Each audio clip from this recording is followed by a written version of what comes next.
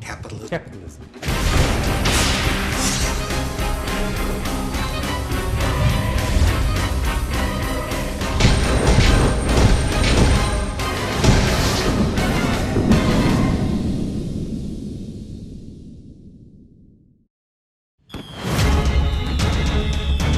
자본주의 250년, 끊임없이 쏟아져 나오는 생산품. 현대사회에서 소비는 미덕일까요? 왜 소비를 멈출 수가 없을까요? 브랜드는 어떻게 우리를 유혹할까요? 소비로 드러나는 우리의 감춰진 모습. 그 비밀스러운 이야기를 듣기 위해 우리는 최고의 권위자들을 만났습니다.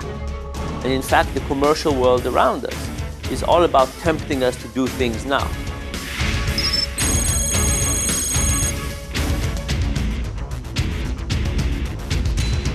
So if you think about it, the world around us is tempting us to do things now, to consume now, to spend money now, to spend time now. That we needed to go further into our mind. And that was actually the moment I realized that we now need to work with science.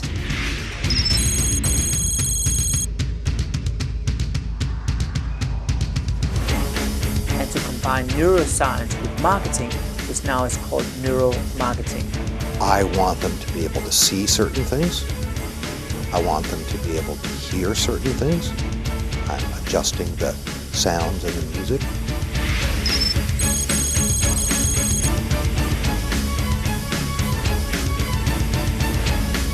I want them to be able to taste certain things. I want them to have a physical sense of touch. 소비는 불안에서부터 시작됩니다.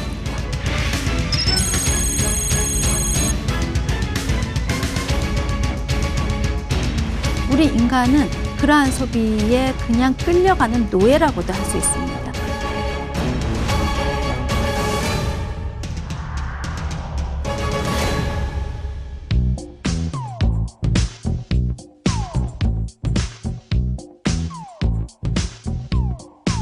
She was a woman of ambition.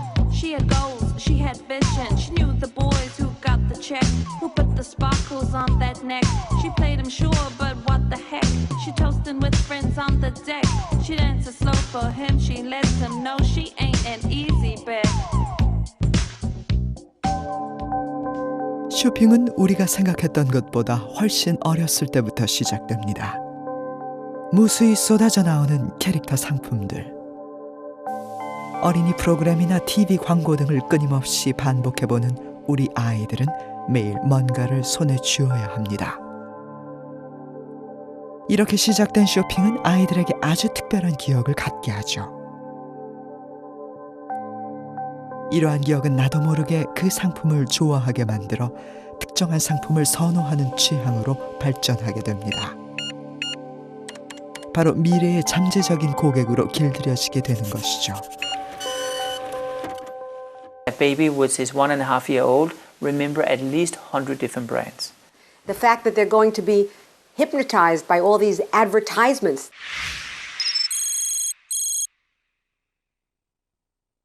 That's going to create needs for things they didn't even know they needed till they saw those ads. Kids are inherently influenced in many, many ways. One thing is about establishing preferences. 마케터는 내가 어렸을 때부터 먹던 과자를 어른이 된 지금도 집계합니다. 그리고 그걸 내 아이에게도 먹이게 합니다. 소비의 대물림이죠. 어렸을 때 습관이 된 소비는 어른이 된 이후에도 똑같이 반복됩니다. Another approach is to basically create habits. 자동차는 흔히 아빠의 마음을 사로잡아야 한다고 생각하시죠? 그러나 자동차 매장도 어린이들을 유혹하는 여러 가지 요소를 갖추고 있습니다. 왜 그럴까요? Or maybe you are passing by a car dealer and they have all these balloons hanging. Do you think it's because parents love balloons? No, of course it's not. 일단 우리는 내 아이에게 잘해주면 기분이 좋습니다. 그곳에 있는 사람들이 참 좋아 보이고 믿음이 가죠. 그럼 이왕이면 그 매장에서 자동차를 구입하지 않겠습니까? 뿐만 아니라 아이들은 뭔가를 갖고 싶으면 끊임없이 칭얼대고 조릅니다. 결국 부모는 못 이기고 또 사주게 되죠. 그래서 키즈 마케팅은 놀라운 속도로 그 영역을 확대하고 있습니다. The reason why it's such a high value is because kids today are influencing parents' purchase behavior as well. We call that for pester power. Reason marketers approach them is not to influence them, but to influence their families. 그렇다면 성인들은 어떨까요? 성인 마케팅의 가장 중요한 공격 대상은 바로 여성입니다. 여성 마케팅은 마케팅의 꽃이라 불립니다. 그만큼 여성들이 쉽게 사고 많이 산다는 말이죠. 그 이유는 무엇일까요? 남성과는 다른 여성의 어떤 점이 더 많이 사게 하는 걸까요? That women are much more emotionally engaged. And I have to tell you, and I hope the viewers are not going to kill me right now, but women in general are a little bit more naive than men are when it comes to consumption. 어느 날 내게 말했다. 난 당신을 위해 태어났어요. 당신의 삶은 달라질 거예요. 여자의 잘생긴 연예인이 하는 언제나 달콤한 말이 꼭 내게 하는 말로 느껴지나요? 하루 한 끼 맛있게 먹기만 해도 지금 바로 이거. 살을 빼라는 말에 바르기만 하면 좋아질 거라는 말에 금방 마음이 흔들리죠. 좋은 건 빨리 시작하세요. And guess what? They'll continue doing that until they're 60 years of age. Women are sometimes a little bit more naive, buying what we call hope in a jar. 여성은 판매자와의 감정적 교류도 상당히 중요하게 생각합니다. 내가 필요로 하는 것을 판매자가 먼저 알아차리고 동조해 주길 바라죠. 더 큰 소비인 집을 사는 문제도 여성들의 의견이 결정적이죠. 남성들의 전유물이라고 생각했던 프로야구, 이젠 프로야구까지 여성들을 끌어모으고 있습니다. 그 이유는 무엇일까요? Women aren't just buying food and clothing. They're buying electronics, they're buying cars, they're buying the entire range of products. And that one of the ironies being is that we've always said, I sold these kinds of things to men and these kinds of things to women. And it's just no longer true. 여성은 지금 쇼핑 현장에 있지도 않은 사람, 즉 남편이나 아이, 다른 가족의 물건까지도 산다는 것이죠. 여성이 가정 내 소비에 있어서 절대적인 영향력을 행사하니 여성이 마케터들에게 중요해졌죠. 여성은 집안의 쇼핑 가장입니다. 여성은 언제나 마케팅의 표적이 됩니다. 매장에 들어서면 판매자는 나를 면밀하게 분석합니다. 내가 누구와 함께 왔고 어떤 상품을 유심히 보는지, 오늘의 기분은 어떤지. 그뿐만이 아닙니다. 나의 나이, 직업, 내 수입까지 분석합니다.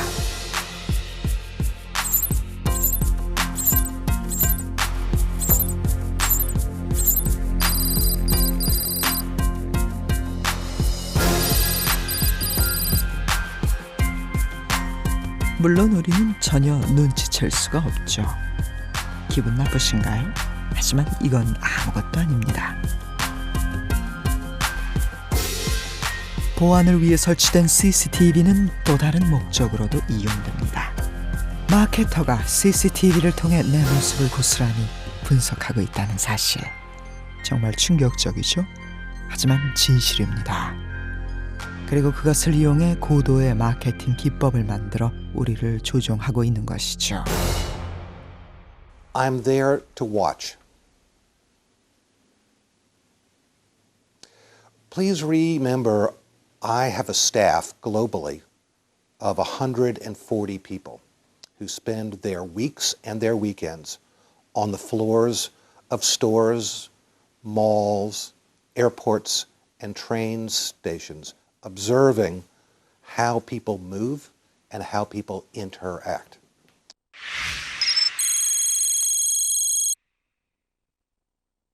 We use a variety of different types of technologies to augment the act of just looking.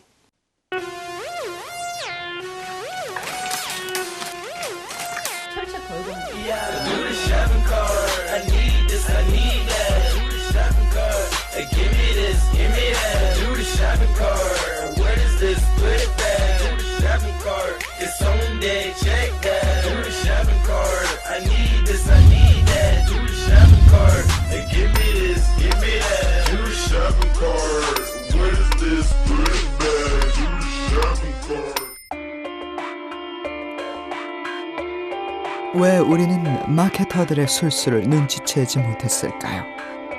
아니, 솔직히 어렴풋이 알고 있었는지도 모릅니다. 그럼에도 불구하고 우리는 매번 넘어갑니다. 왜일까요? 왜 우리는 자꾸 소비하게 되는 것일까요? 그 원인을 밝히기 위해 우리는 최고의 심리학자와 중독을 연구하고 있는 정신의학 전문가를 만났습니다.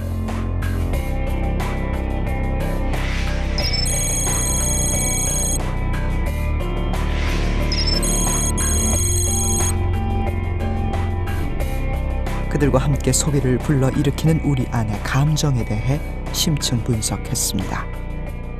첫 번째 놀라운 사실은 바로 우리의 무의식에 관한 겁니다.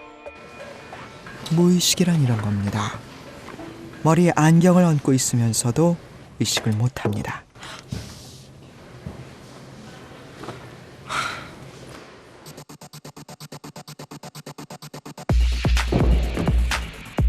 전화를 하면서도 웬만한 장애물은 안 보고도 척척 잘 피하죠. 바로 우리의 행동 중 많은 부분을 무의식이 이끌고 있기 때문입니다. 쇼핑할 때도 마찬가지입니다. 처음엔 이것저것 골라보지만 결국 같은 스타일을 사지 않나요? 우리가 쇼핑할 때 합리적으로 의식적인 상태에서 하기보다 어떤 뇌의 베타 상태에서 하는 경우들이 많습니다. 거의 대부분이라고 할 수 있겠는데 우리의 행동 중에서 무의식은 얼마나 차지할까요? 무의식입니다.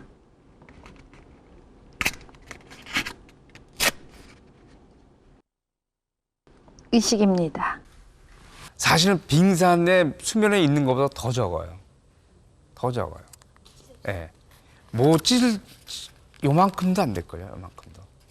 요것도 안 될 정도. 예. 요 정도. 예. 95% 이상이 무의식이라고 합니다. 무의식이 대부분 다 결정하죠. 의식 결정하는 건 거의 없어요. 우리는 상품을 보고 만져보고 냄새 맡으면서 유혹됩니다. 기분이 좋아지죠. 그럼 바로 무의식적으로 사고 싶다는 강한 유혹을 느끼게 됩니다. 우리의 말초 신경 하나하나를 자극하는 오감 자극 마케팅이죠.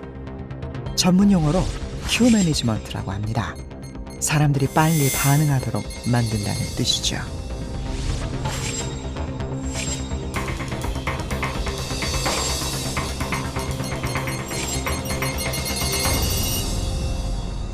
광고를 볼 때도 마찬가지입니다. 저 모델이 정말 멋지다, 날씬하다라고 느끼게 되면 나도 모르게 무의식적으로 사고 싶다는 생각을 하게 됩니다.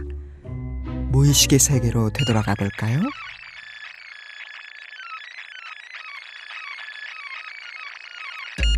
나도 모르게 옛날에 먹었던 과자를 짚고 있고,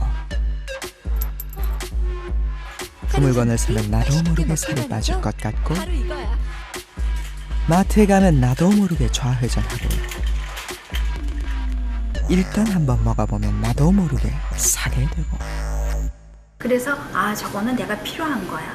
내가 지금 가지고 있는 물건보다는 안 가졌고 새로운 거가 필요한 거야. 저기에 있으면 나는 훨씬 더 일을 잘할 수 있어. 여러 가지 합리화가 일어나면서 내 의식이, 내 무의식이 하고자 하는 소비를 점차적으로 합리화를 시켜주지요. 한마디로 소비는 무의식으로 사고 의식으로 합리화하는 행동입니다. 바로 이와 같이 많은 부분들이 무의식적으로 작동하는 거를 바로 겨냥한 거가 우리가 소비하게 하는, 쇼핑하게 하고자 하는 그러한 마케팅. 요즘 우리는 홈쇼핑이나 인터넷, SMS 통신의 발달로 거의 24시간 마케팅의 자극에 노출되어 있습니다. 자꾸 보니 자꾸 사고 싶은 마음이 드는 것은 어쩌면 당연한 일이죠. 현대 사회는 소비를 부추기는 사회죠.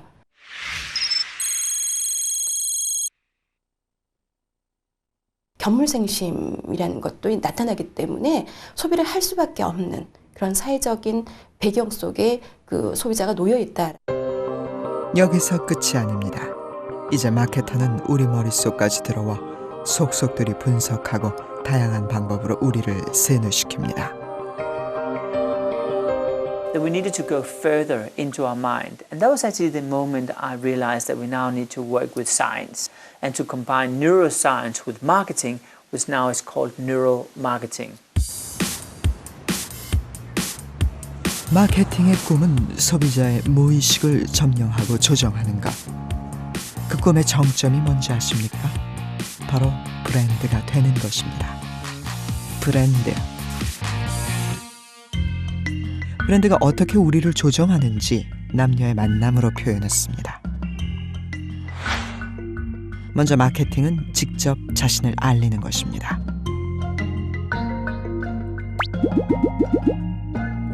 나는 돈이 많아.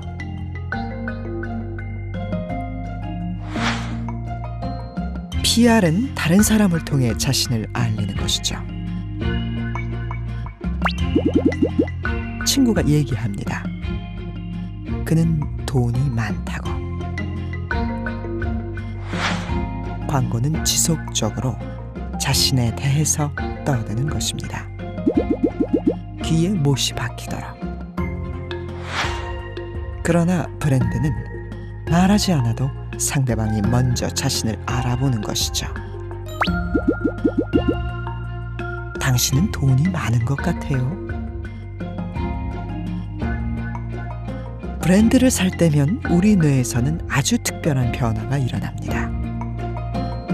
When we use neuroscience using something called fMRI, we actually see the activation in something called the Brodmann Area 10, which is a region in our brain which also is called the cool spot.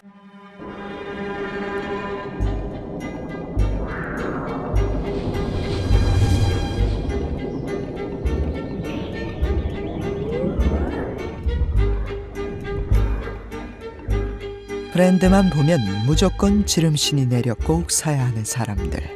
그 이유를 아셨나요? 우리의 뇌는 브랜드를 통해 세상에 내가 누구인지 어떤 사람인지 보여줄 수 있다고 생각합니다. 하지만 사람들이 좋아하는 브랜드가 되는 건 쉽지 않죠. 브랜드는 뇌의 깊숙한 부분, 즉 편도라는 뇌 부위에 저장됩니다. 편도는 감정을 관할하는데 강력한 브랜드가 되려면 우리 뇌의 깊숙한 부분인 감정 영역의 자리를 잡아야 한다는 뜻이죠. 바로 이 편도가 반짝반짝할 때 지름신이 옵니다. 편도에 자리 잡은 브랜드를 보면 우리 뇌는 자동 모드로 전환되죠. 그럼 무의식적으로 구매 결정을 내리게 됩니다. 쇼핑은 사실은 감정이에요. 우리가 그걸 이성적인 판단을 한다고 우리가 착각하고 있는 것이지 결국 지배하는 것은 감정이죠. 사람들의 감정을 사로잡아가지고 물건을 파는 감정 마케팅, 사실은 굉장히 무서운 거죠. 감정 자본주의의 공격에 우린 나약해질 수밖에 없습니다. 마케터들은 매일 묘안을 궁리하고 전략을 세웁니다. 폭풍우 같은 마케팅의 공격을 우리 한 사람 한 사람이 감당하고 이겨내기란 결코 쉬운 일이 아닙니다. 이제 좀 더 차분하게 생각해 보겠습니다. 우리가 하고 있는 소비는 어떤 소비일까요? 소비에는 살아남기 위한 생존 소비가 있고 그리고 일상생활을 하기 위한 생활 소비가 있겠죠. 근데 이러한 것들을 넘어서면서 과소비가 일어날 거고 이 과소비가 지나쳐갈 때는 중독 소비가 생긴다라고 할 수 있습니다. 이제부터 우리는 3단계 과소비와 4단계 중독 소비만 이야기하려고 합니다. 다시 또 궁금해집니다. 나는 알맞게 지출하고 있는 것일까? 우리 집은 제대로 쓰고 있는 것일까? 바로 알 수 있는 방법이 있습니다. 과소비 지수. 월 평균 수입에서 월 평균 저축을 뺀 값을 다시 월 평균 수입으로 나누면 됩니다. 100만 원을 벌어서 다 쓰고 저축이 없다면 과소비 지수 1, 재정적 파탄 상태. 100만 원을 벌어서 30만 원을 저축하면 과소비 지수 0.7, 과소비 상태. 40만 원을 저축하면 과소비 지수 0.6, 적정 소비. 50만 원 이상을 저축하면 과소비 지수 0.5, 조금 지나친 근검 절약형 구두쇠라는 뜻이죠. 당신은 어디에 속하시나요? 당신이 과소비자인지 아닌지 알아보는 간단한 방법도 있습니다. 물건을 살 때 바로 적용해 볼 수 있는 방법이죠. 네, 물건을 살 때는 사람들이 4가지 유형에 의해서 물건을 구입하게 됩니다.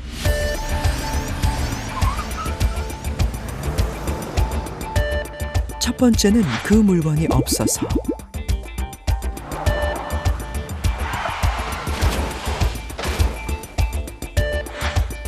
두 번째는 그 물건이 망가져서.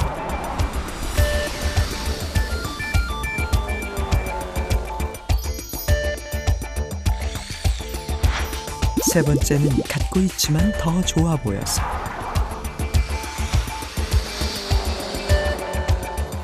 네 번째는 그냥. 이러한 물건을 가지고 있음에도 불구하고 내가 이걸 가지게 되면 훨씬 내가 멋있어질 거라든지 또는 조금 새로운 거기 때문에 내가 사봐야 되겠다든지 이러한 유형과 마지막 단계 그냥 비슷한 거를 또 사고 하는 그러한 경우에는 바로 과소비라고 할 수 있겠죠. 왜 우리는 자꾸 과소비를 하게 될까요? 마케팅의 공격 때문에? 맞습니다. 소비는 무의식적으로 일어나기 때문에? 맞습니다. 소비는 감정이기 때문에? 맞습니다. 그럼 궁금하지 않으신가요? 도대체 우리 안에 어떤 감정들이 우리를 자극해 자꾸 소비하게 되는지 이제부터 바로 그 감정들에 대해 알아보려 합니다. 런던대학교의 펀햄 교수에 의하면은 인간이 어떤 소비를 할 때는 첫 번째가 불안할 때든지 두 번째 우울할 때 그리고 세 번째 화가 났을 때라고 얘기를 하고 있습니다. 당신은 지금 홈쇼핑 채널을 보고 있습니다. 기분 꿀꿀할 때는 돈 쓰는 게 최고죠, 그렇죠? 저와 함께 또 데이트하시면 좋으실 것 같아요. 예쁜 쇼 호스트가 멋진 가방을 들고 말합니다. 당장 사라고. 절대 후회하지 않을 거라. 하지만 당신은 좀 망설이죠.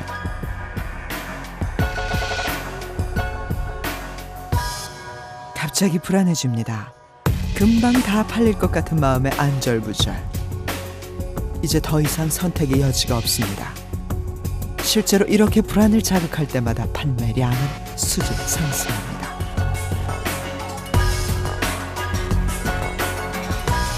브라운을 매진됐습니다. 어떡하나 하실 수 있으려나 모르겠다라는 생각이 드는데 네, 카드 번호 알려드릴게요. 네. 네네, 그거 그런데 해주시면 알고 될 것 계십니까? 다 팔리지 않았는데도 우리의 불안한 감정을 자극해 판매량을 올리려는 마케팅입니다. 아무래도 이렇게 좀 충동적으로 소비를 하게 되는 게 사람의 심리이기 때문에 그런 부분에서 많이 좀 어필할 수 있는 감성적인 멘트들을 많이 연구하는 편이에요. 학원의 경우도 마찬가지입니다. 다른 애들은 다 한다니 불안해서 안 시킬 수 없는 부모의 마음. 바로 그런 부모의 불안함을 적극 이용하는 것이 바로 학원 마케팅입니다. 학원을 다녀야지 그나마 부모가 조금 안심이 되니까. 안 보내면 네, 더 불안이 있어서 필요 없는 소비예요. 이거. 알아요, 엄마도. 결국 교육의 과소비, 사교육의 과소비는 다른 사람과 비교해 내가 못하는 건 아닐까 하는 불안한 감정에서 오는 것입니다. 과소비를 부추기는 감정적인 요인은 또 있습니다. 축구부 아이들입니다. 한 초등학교에 다니고 1년 이상 같이 축구를 한 아이들이죠. 모두 13명. 이 아이들에게 특별한 실험을 해봤습니다.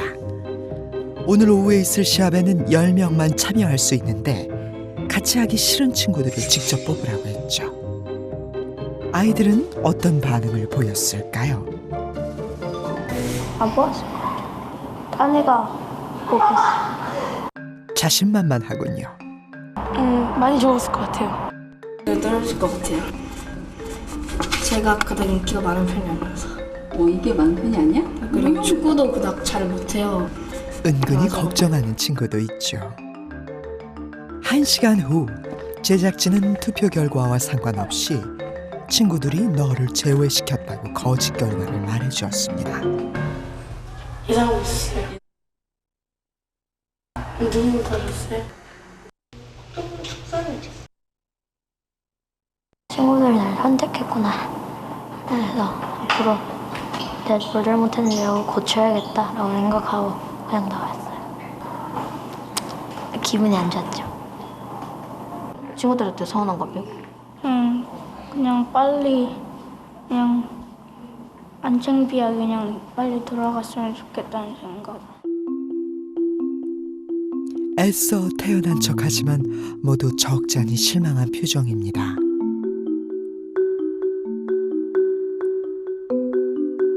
잠시 후 진실을 알려줬습니다. 우리가 실수를 했다고, 친구들과 같이 할 수 있게 됐다고. 금방 표정이 밝아지는군요.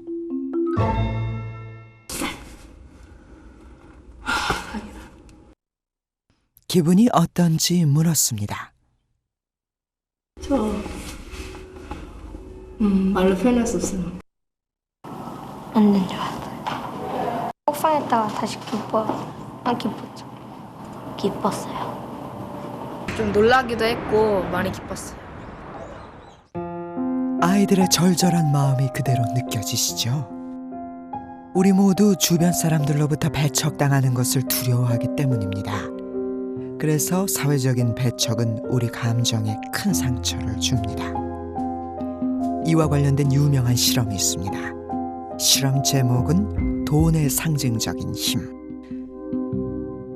대학생들에게 5분간을 서로를 토론을 시켰습니다. 그리고 나서 다음 토론에 누구와 같이 하게 될 건지를 적게 했습니다.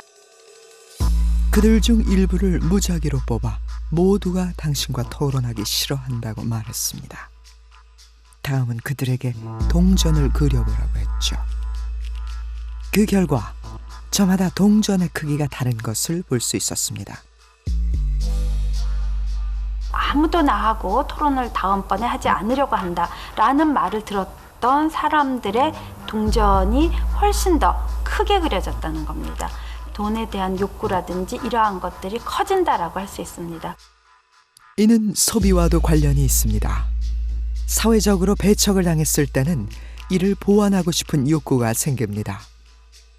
다른 사람에게 나는 이런 사람이다라고 드러내고 싶은 마음이 소비를 부추기게 되는 것이죠.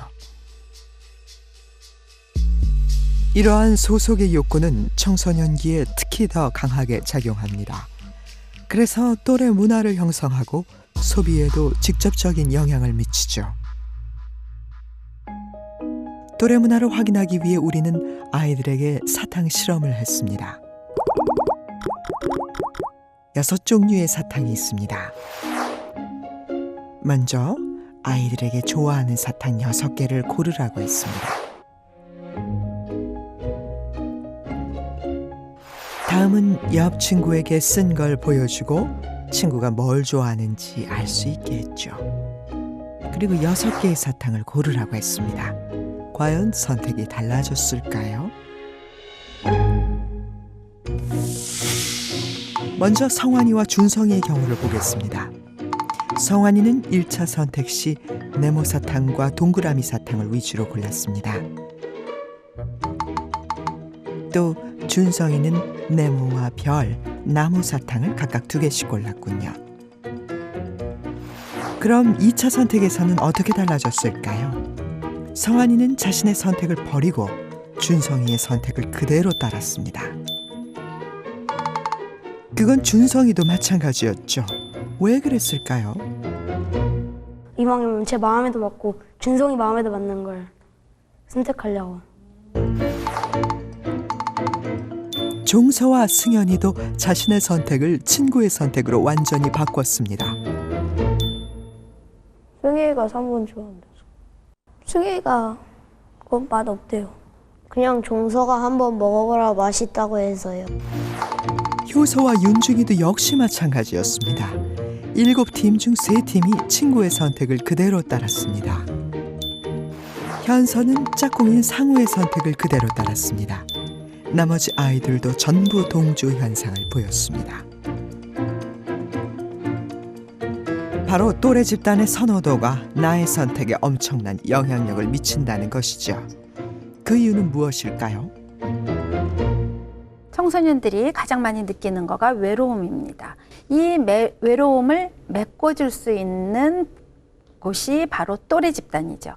또래가 가지고 있는 물건을 나도 가짐으로 인해서 같은 소속감을 가지게 됩니다. 친구들이 1명, 2명 사면 나도 사야 된다라는 거. 그래서 대표적인 예로 그 특정 브랜드의 패딩 점퍼가 처음에는 1~2명만 입었었는데 이제는 중고등학교의 뭐 제2의 교복이라고 불릴 정도로 수가 많아졌잖아요. 그리고 그런 것을 다른 친구들 다 하는데 안 하는 친구들을 뭐 왕따시킨다라든가, 그리고 그런 그 패딩 점퍼라든가 이런 것을 얻기 위해서 뭐 뺏는다라든가 돈을 훔친다라든가. 다음은 카드입니다.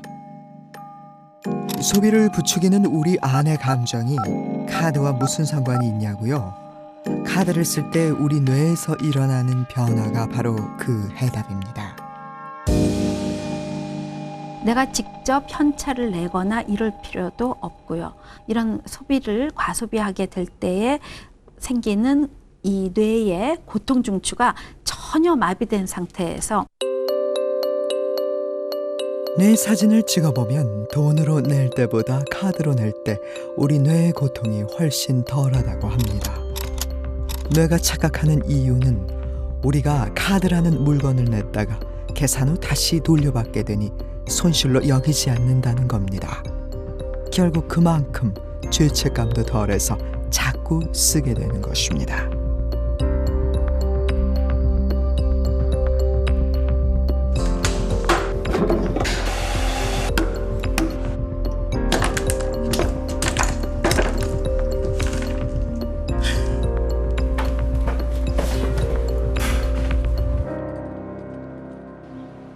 이제 마지막. 소비를 부추기는 또 하나의 감정은 바로 슬픔입니다. 하버드대학 의사결정과학연구소에서는 감정과 의사결정에 관한 이론을 연구하고 있습니다. 특히 제니퍼 러너 교수는 아주 재밌는 실험을 했죠. 사람들을 두 그룹으로 나눈 다음 한 그룹은 평화로운 풍경의 비디오를, 다른 그룹은 슬픈 내용의 비디오를 보여주었습니다. 슬픈 감정을 느끼게 한 거죠. 그 후 플라스틱 물통을 보여주고 그것을 얼마에 사겠냐고 물었습니다. 평화로운 풍경을 본 사람들은 평균 2.5달러를, 슬픈 영화를 본 사람들은 평균 10달러를 내겠다고 했습니다. 슬픈 영화를 본 사람들은 왜 4배나 많은 돈을 내겠다고 했을까요? We think that's what's going on here.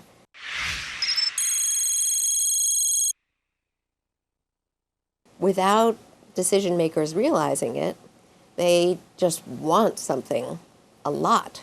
And so they pay more to get it when they're sad than they otherwise would. 놀라운 것은 사람들에게 당신이 슬픔을 느껴 물통을 더 비싸게 샀다고 얘기하자 대부분은 아주 불쾌하게 생각했다는 겁니다. The interesting thing is that, again, it's non-conscious. A sense of emptiness. So sadness, the most salient theme associated with sadness is loss. And it's an overwhelming sense of loss. And it seems to trigger, without us realizing it, this implicit goal of filling. 지금까지 우리는 과소비를 부추기는 내 안의 여러 가지 감정들에 대해 알아봤습니다. 우리는 불안이나 소외감 때문에, 친구 때문에, 카드 때문에, 그리고 슬픈 감정 때문에 자꾸 과소비를 하게 됩니다. 그런데 이쯤 되면 다시 궁금해집니다. 똑같이 감정적 공격을 받아도 왜 누구는 과소비를 하고 누구는 안 하는 것인지, 나쁜지 알면서도 자꾸 과소비를 하게 되는 내 안의 근본적인 원인은 무엇인지. 먼저 아이 때로 돌아가 보겠습니다. 나는 괜찮은 아이라는 긍정적인 생각, 넘어져도 다시 일어나게 해주는 의지, 그것은 어디서 오는 걸까요? 바로 어렸을 때부터 내 안에서 형성되는 자존감입니다. 자존감은 자기 존재에 대한 평가를 이야기합니다. 나는 가치 있는 사람이 있다라는 것과 같이 자기 존재에 대해서 가치 있게 생각하는 긍정적인 부분을 말합니다. 자존감은 외모나 다른 사람과의 관계에도 큰 영향을 미칩니다. 자존감이 높으면 외모에 대한 만족도가 높습니다. 다른 사람과의 관계에 대한 만족도도 높죠. 반대로 자존감이 낮으면 내 자신이 별 볼 일 없다는 생각이 들게 되고, 그러면 나를 멋지게 치장해주고 나의 가치를 높여줄 물건을 구하게 됩니다. I did this because my mother expressed love to me through buying me clothes. I think for some people, low self-esteem can lead to overspending to compensate for that feeling, kind of puffing yourself up because you don't feel very good, having to look good because you don't feel very good. If you're age 14, does this lipstick turn me into anybody other than I was to start out with? And will that Korean pop star like me any better if he sees me with this lipstick as opposed to with this lipstick? 청소년기는 인간의 일생 중 자존감이 가장 낮은 시기입니다. 청소년 자녀를 둔 집에서 흔히 일어나는 일입니다.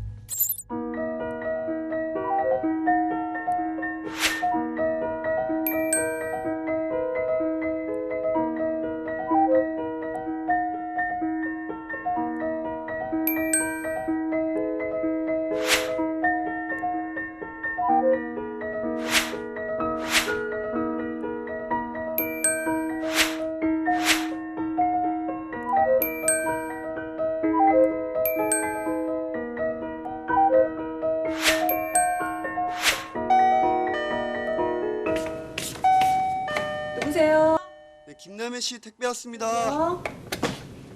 이렇게 우리 아이들은 자신의 부족한 자존감을 채우기 위해 물건을 사고 택배를 기다리며 멋진 자신을 꿈꾸고 있는 것입니다.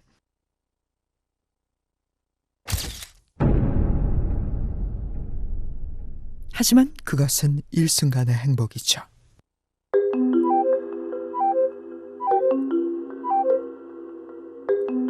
내 안으로 더 들어가 보겠습니다. 내 안에는 현실의 나와 이상적인 나의 모습이 있습니다. 현실의 나는 이상적인 나의 모습을 따라가려 하죠. 하지만 둘 사이에는 언제나 거리가 존재합니다. 그리고 그 간극을 메우기 위한 행위가 바로 소비입니다. 자존감이 낮을수록 현실자아보다 이상자가 높고 그만큼 차이가 크죠. 그래서 자존감이 낮을수록 더 큰 간극을 메우기 위해 더 많이 소비하게 되는 것입니다. 하지만 소비로 그 간극을 메울 수 있을까요? 낮아진 자존감을 회복하기 위해서 소비를 하게 되고요. 또 이 소비로 인해서 잠시의 자존감은 회복이 되지만 결국은 다시 낮아진 자존감 때문에 더 많은 소비를 하게 되고 결국은 낮은 자존감이 과소비를 불러온다.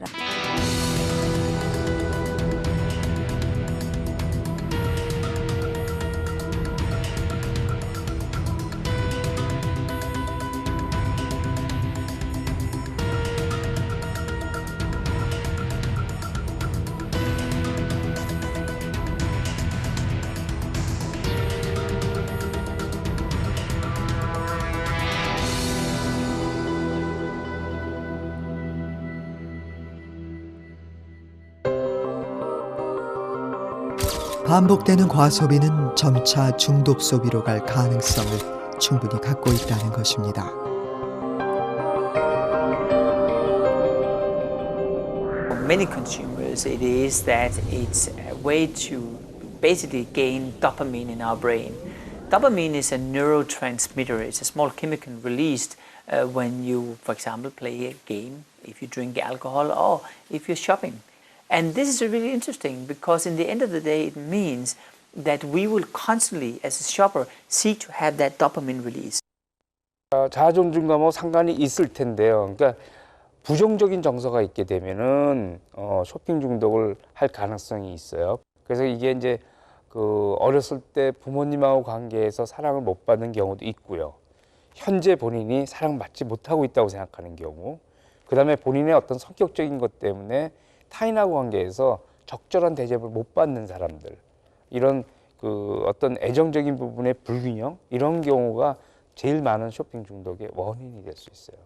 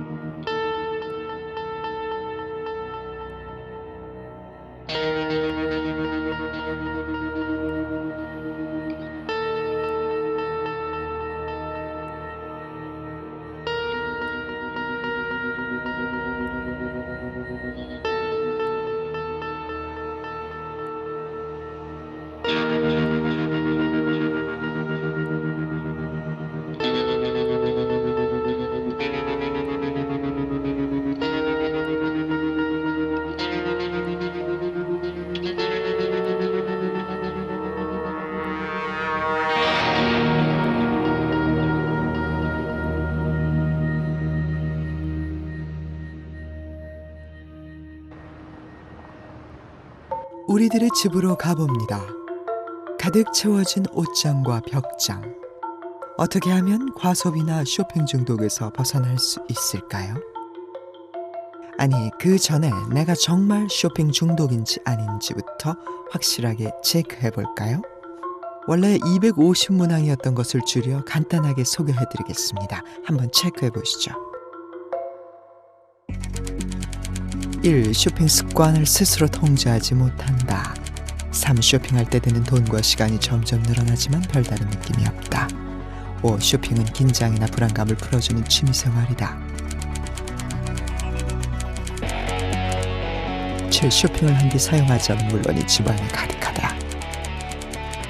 9. 얼마나 쇼핑을 많이 하는지 알면 다른 사람이 기절할 정도다. 5번과 6번, 10번에 해당되는 당신은 기분파입니다. 2번, 3번, 4번, 7번, 9번에 해당되면 좀 많이 쓰시네요. 1번, 8번은 쇼핑 중독입니다. 그러나 자세한 것은 전문가와 충분히 상담하셔야 합니다. 이제 한 여성을 만나보겠습니다.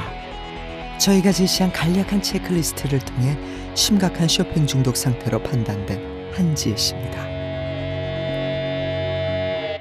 한 카드 값이 막 500씩 나오고 지금 좀 많이 힘든 상황인 것 같아요. 카드 한도가 2천만 원이 넘어요. 월. 그냥 쓰는 거예요. 그냥 그야말로. 그리고 카드 한도는 계속 늘어나는 거예요. 500이었던 카드 한도가 700, 900, 1300, 1700 이렇게 계속 늘어나요. 카드에서 VIP 되는 거죠, 그냥. 생각해, 한 2벌 사자. 또 막 점원들이 또 막, 이쁘다 막 이러잖아요. 그럼 막 한 10벌이 돼버리는 거예요. 그냥 진짜 지름신이란 말이 괜히 있는 게 아닌 것 같아요. 뭐가 와요. 제 눈빛이 변해요.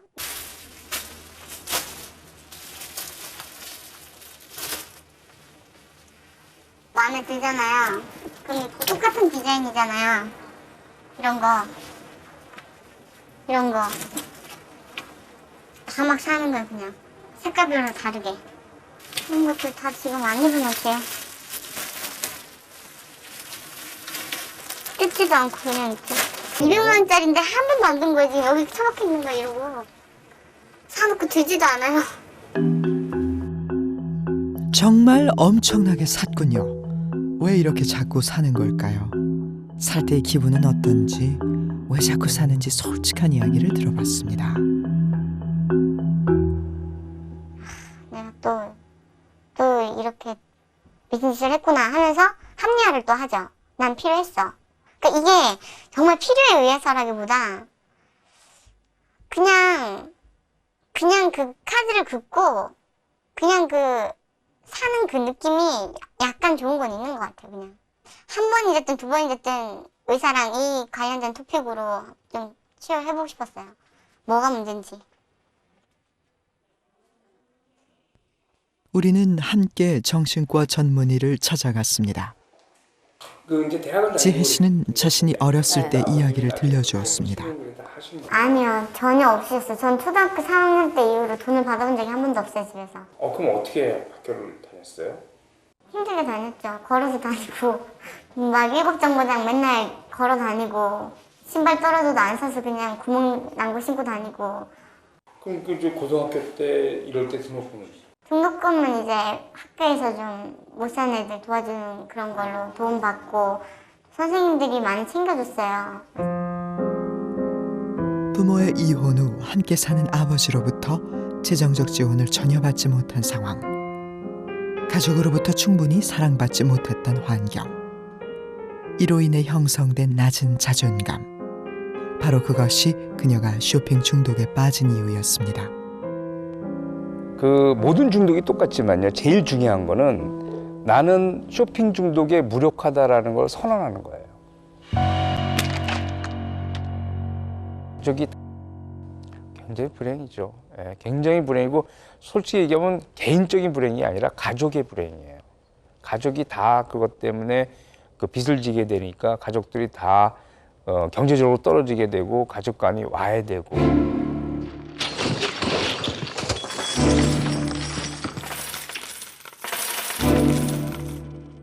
예를 들어서 쇼핑 채널 하는 사람 같으면 TV를 보지 말고요. 인터넷을 하는 사람 같으면 인터넷 쓰지 않고.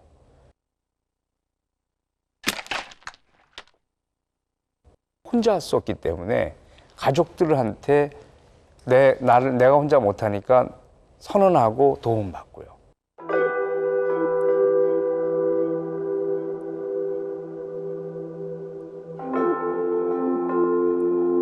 비가 와도 우산이 있으면 덜 젖습니다. 폭풍우처럼 쏟아지는 마케팅의 공격에서 나를 지키는 방법은 바로 자존감의 우산을 펴는 것.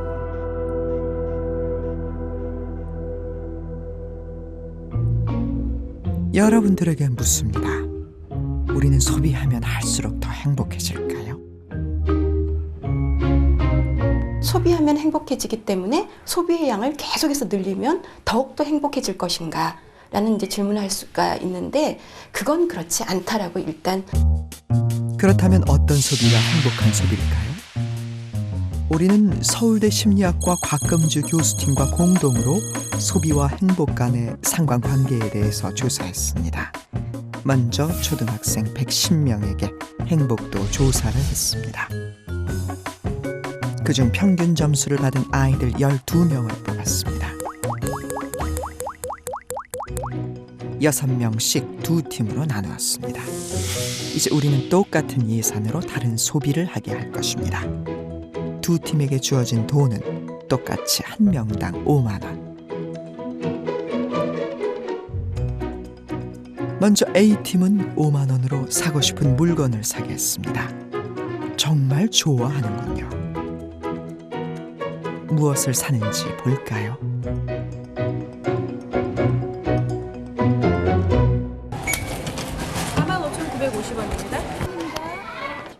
아이들은 5만 원으로 사고 싶은 걸 마음껏 샀습니다. 한편 강화도로 여행을 간 B팀은 무엇을 했을까요? 같은 돈 5만 원으로 아주 다양한 체험을 했군요. 이제 두 팀의 아이들에게 똑같이 물었습니다. 자, 자, 이 기분이 언제까지 갈 것 같으냐고. 일주일 한 달? 많이. 평생 저 기억에 남을 것 같아요. 이걸 다 잃어버릴 때까지 기분 좋을 것 같은데요. 오래 갈 것 같은데. 한 2달쯤 갈 것 같아요. 3달 정도? 죽을 때까지. 반응이 비슷하군요. 이제 3주 후 어떻게 달라졌을까요? 아이들을 다시 불러 행복도와 만족도를 측정했습니다.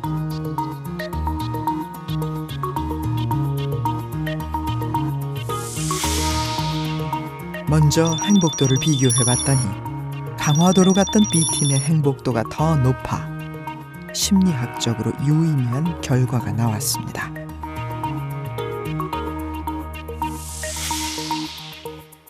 만족도 역시 B팀이 더 높게 나왔습니다. 이와 같이 물질에 대해서 우리가 돈을 쓰는 소비보다는 내 삶을 풍요롭게 하는 어떤 삶의 경험에 투자하는 거가 훨씬 더 오래 기억을 가고 훨씬 더 그 행복감도 지속된다. 우리가 인생을 살면서 꼭 갖고 싶어 하는 것은 무엇일까요? 아마 많은 사람들이 행복이라고 할 것입니다. 하지만 행복은 상당히 주관적이며 측정하기도 어렵습니다. 그럼 이렇게 생각해 보면 어떨까요? 노벨 경제학상을 받은 폴 세뮤얼스는 행복은 소비를 욕망으로 나눈 것이라는 행복지수 공식을 만들었습니다. 언뜻 보면 소비를 무한히 늘리면 행복해질 수 있겠다는 생각이 들죠? 그러나 소비는 유한합니다. 욕망이 가득 차면 행복이 자리할 수 없습니다. 욕망을 줄이면 편안한 행복이 옵니다. 폴 세뮤얼슨의 행복지수는 우리가 이제껏 소비했어도 행복하지 않았던 이유에 대한 놀라운 통찰을 보여줍니다.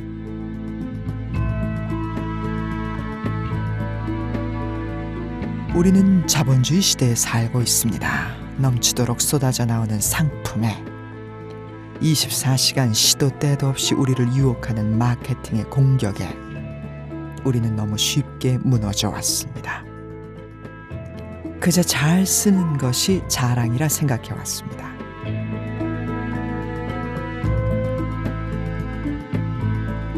하지만 이 시간 우리는 소비의 모습을 통해 내 안에 감춰져 있던 여러 가지 감정들과 만났습니다. 드러내고 싶지 않아 화려한 물건으로 포장했던 아픈 감정들.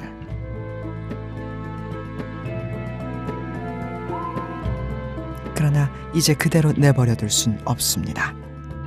이제 소비가 아닌 진정한 나를 찾기 위한 새로운 노력이 필요합니다. The science of consumption meeting the frailties of human existence. Well, I think the first thing you as a consumer should do if you want to deal with this whole thing is to realize that you are manipulated with every day, and if you do believe you're not, then actually you are very vulnerable. Working on deeper self-esteem issues can help you love yourself more deeply and therefore have to spend less. 행복은 오게 돼 있어요. 그러니까 행복은 멀리 있는 것이 아니라 나와 똑같은 다른 존재하고의 관계고, 즉 그 관계를 맺을 수 있는 나 자체가 정말로 다른 인간한테 필요한 존재라는 것, 그것만 알게 되면은 인간은 행복해질 수 있어요.